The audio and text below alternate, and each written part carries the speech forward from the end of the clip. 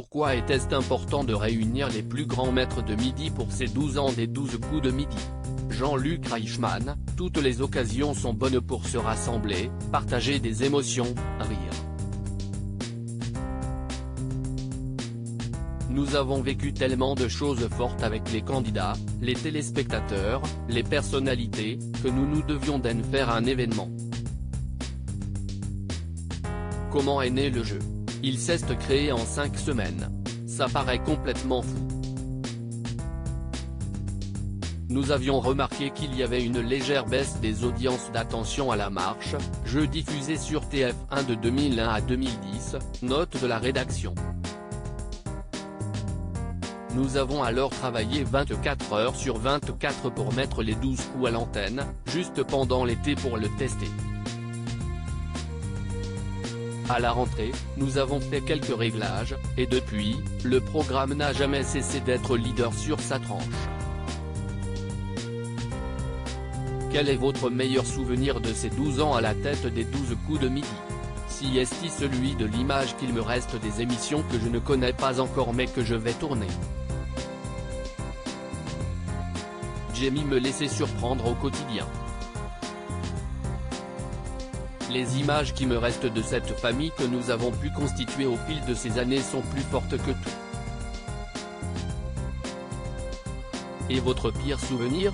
L'affaire Quesada, ex-maître de midi condamné pour corruption de mineurs, détention d'images pédopornographiques, entre autres, note de la rédaction. Travaillez-vous sur la création d'un nouveau jeu pour les midis de TF1? Les 12 coups de midi, si est plus d'1 milliard de téléspectateurs par an. Rien n'est jamais acquis mais depuis 12 ans nous travaillons tous énormément au quotidien.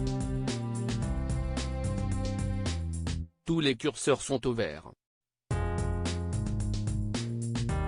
Il n'y a pas de raison de travailler sur un autre programme pour le midi. TF1 me fait confiance, me laisse une liberté totale et je ne la remercierai jamais assez. Tant que j'ai la joie, l'envie de l'animer et tant que je me sentirai utile, pourquoi j'arrêterai? Vous revenez d'un road trip aux États-Unis avec votre femme, Nathalie. Comment qualifieriez-vous cette expérience? Nous avons parcouru 5000 km à moto aux États-Unis car nous avions envie de nous évader à deux, de partir à l'aventure, de faire une parenthèse inattendue de complicité rêveuse, après ces dernières années tellement délicates pour tout le monde. Si est une expérience formidable. Prendre le temps, se laisser surprendre par la vie et les paysages, être en contact direct avec la nature et les éléments. Quels sont vos futurs projets avec TF1? L'été sera très studieux pour moi. Je commence avec les 12 ans des 12 coups puis le combat des maîtres. Je vais enchaîner avec la préparation pendant l'été de la 10e saison de Léo Mattei, série que nous avons créée avec Nathalie et qui en est devenue la réalisatrice. Je vais également faire la promotion d'un nouveau rendez-vous que je présenterai en prime time sur TF1, Game of Talent. L'été sera chaud, dans les t-shirts, dans les maillots. Encadré, Estelle, la toute première gagnante des 12 coups le 28 juin 2010, Jean-Luc Reichmann lançait les 12 coups de midi sur TF1. Ce jour-là, c'est Estelle qui décrochait la victoire. 12 ans plus tard, elle revient pour se confronter aux autres grands champions.